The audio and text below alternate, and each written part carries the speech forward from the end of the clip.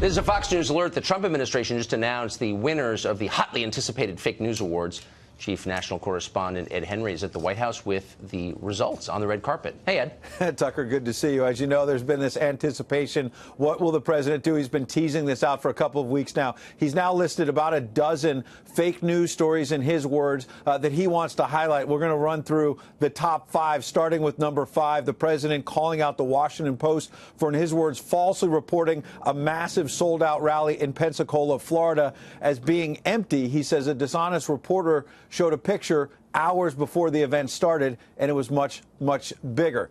Number 4, Time magazine falsely reporting that the president removed a bust of Dr. Martin Luther King Jr. from the Oval Office. Remember, this was something that Time reported literally day 1, day 2 of this administration. It was a fake story. Number 3, CNN, in the words of the president, falsely reporting that candidate Donald Trump and his son Donald Trump Jr. had access to hacked documents from WikiLeaks before the public did.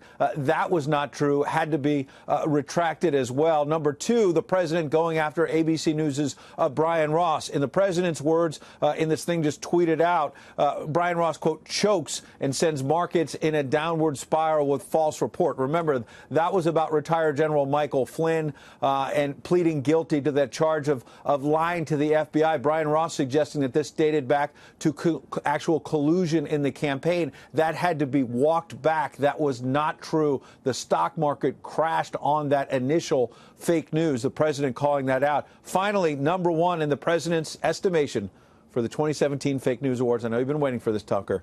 The New York Times' Paul Krugman, the columnist, claiming on the day of the president's historic landslide victory, in the president's words, the economy would never recover. As you can see from the market activity today, announcements like Apple saying they're pouring a lot more money into this economy, bringing repatriated money back into the United States. That is something that the White House is crowing about tonight, Tucker.